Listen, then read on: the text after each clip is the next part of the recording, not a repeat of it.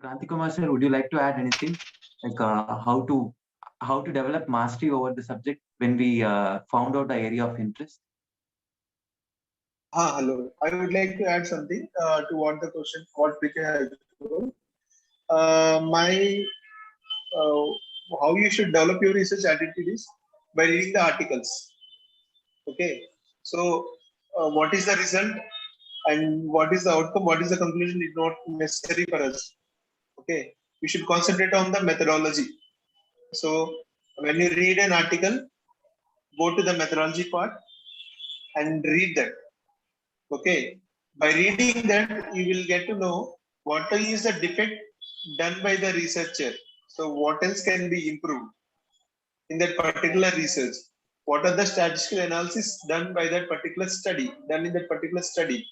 And you should analyze and you should, what do you call is, appraise, critical appraisal of that article.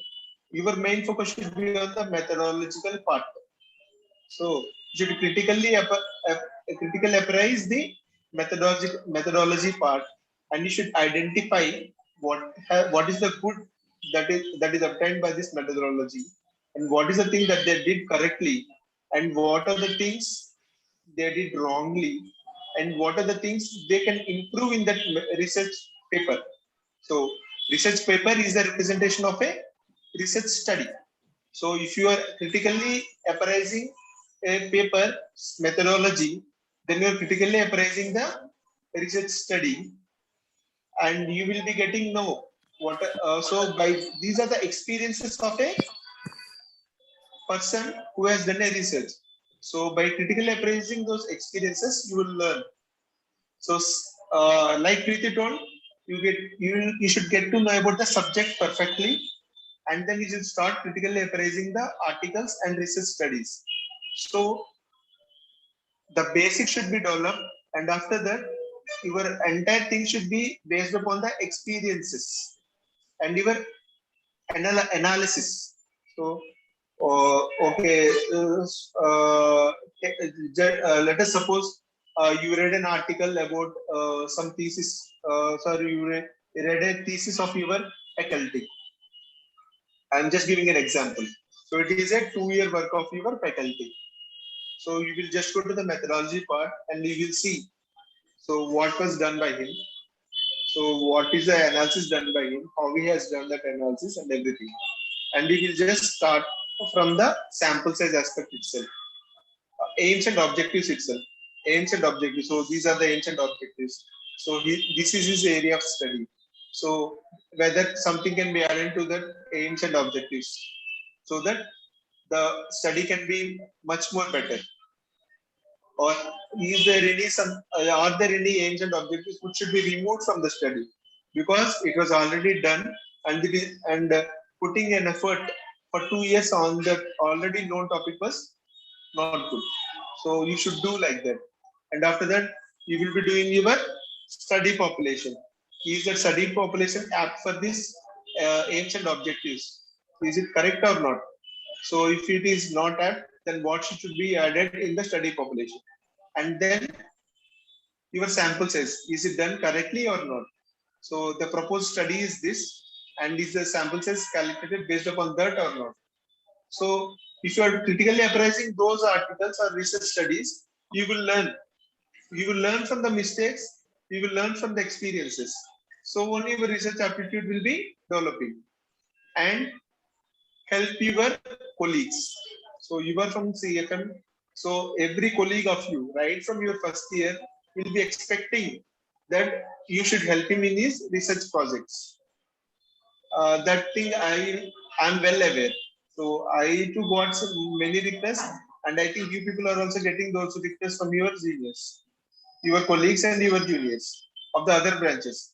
So you should never ever tell them that no, I won't help you or I am not able to help you.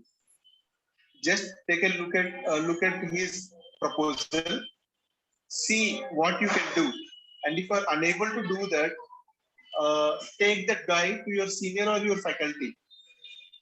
Okay, during the discussion, you should also be there because you don't know that thing, right? So if you want to learn, you should be there in the discussion. And if the faculty is good, we will allow you to add some points. Okay.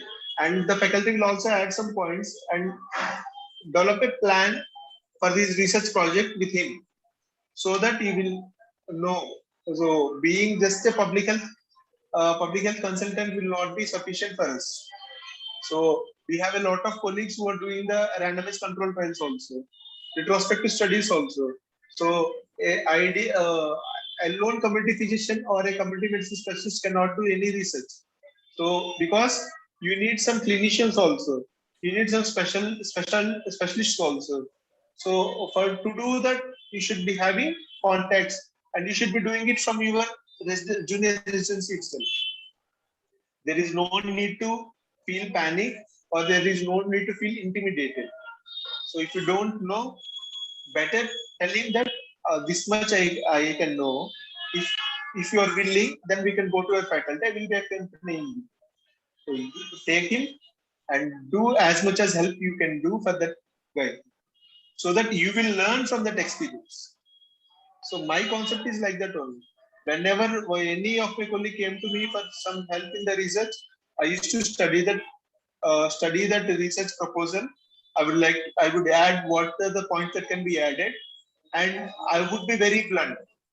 Okay, regarding I don't have any hesitation, because he is not from a department. If the professor is telling something which is not good, I will directly tell him that okay, this is not correct.